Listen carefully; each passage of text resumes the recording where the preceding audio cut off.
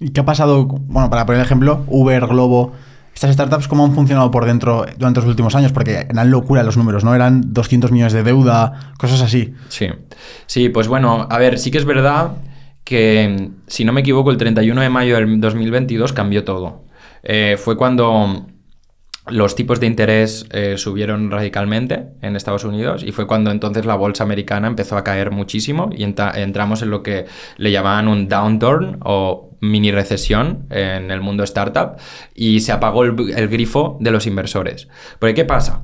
Normalmente un venture capital, un fondo de capital riesgo, coge dinero de terceros, lo que se llaman LPs, que son liability partners, si no me equivoco. Entonces, este dinero se lo dan, y cuando los tipos de interés son cercanos al cero, el dinero es lo que le llaman gratuito. Es muy fácil pedir dinero prestado. Y lo que quieres es que circule lo máximo posible, y puedes asumir un riesgo mucho más grande, etcétera, etcétera. Porque tener el dinero en el banco te da un cero, entonces no lo quieres tener parado, ¿vale? Pero entonces cuando empiezan a subir los intereses, el dinero es caro, o sea, coger el dinero es caro, y dos, a veces por tenerlo solo en el banco ya te dan cantidades de dinero más o menos considerables. Claro. Entonces, esto, sumado a muchas cosas muy complejas que podemos, si queréis, hablar más tarde, hicieron que se cerrara el grifo de los inversores americanos. ¿Qué pasó? Que aquí sí que cambiamos durante este periodo un poco la mentalidad, y muchos inversores decían, no, es que ahora tienes que ser profitable, o sea, ahora tienes que ser rentable. Y esto pasó de un día para otro. Entonces a nosotros, por ejemplo, nos pilló en medio de una ronda, justo el día que teníamos que cerrar la ronda, el 31 de mayo, si no me equivoco, el 2022, pasó todo esto. Y Combinator, que es la aceleradora más grande del mundo, empezó a circular, prepararos para esta recesión, y hizo como un manual para sus startups de todo lo que tenían que hacer.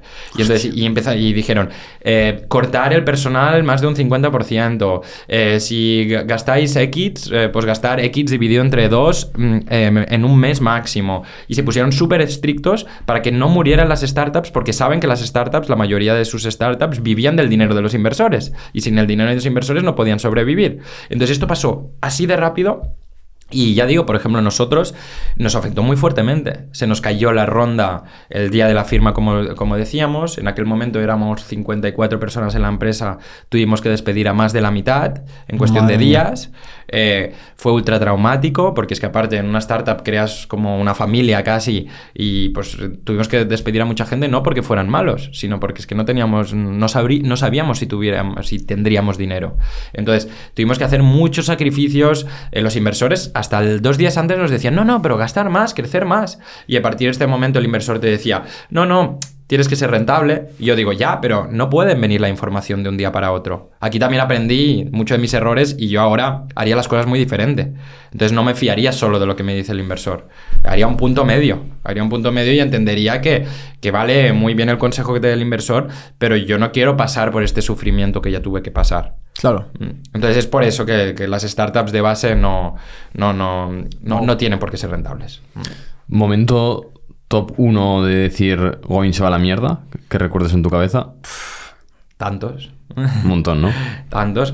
El más fuerte te diría. Es el día en el que este fondo americano me llama y me dice que lo sienten mucho, pero no van a invertir en ninguna otra startup durante los siguientes meses, solo van a invertir en su portfolio de startups. Es decir, solo van a ayudar a sobrevivir las startups que ya tienen, pero no van a invertir en otras.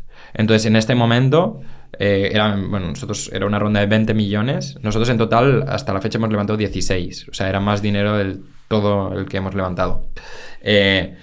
Fue muy, muy, muy fuerte, porque yo sabía el dinero que teníamos en el banco, y teníamos para máximo un mes en aquel momento. Y entonces entender esto quería decir que aquel mes probablemente sería el peor mes de mi vida. Y lo fue. ¿Y cómo sales de ahí?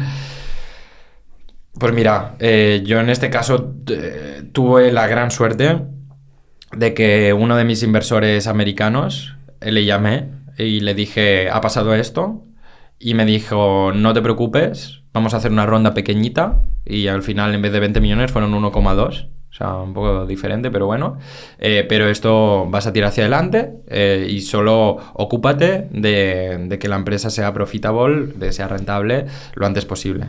Entonces, dimos la vuelta espectacularmente y pasamos de facturar 40.000 euros al mes al cabo de unos 6-7 meses facturar unos 250.000 al mes, que era mucho comparativamente, y pasamos de gastar unos 400.000 al mes, que quemábamos, Ya, chaval. a quemar unos 80.000 al mes. O sea, aún perdíamos dinero en este punto, pero claro, de perder 400.000 al mes a perder 80.000... Ya veías la luz. Ya veía la luz. Y a partir de aquí, pues ya digo, fue un camino igualmente muy, muy, muy difícil y todo, pero por lo menos sobrevivimos.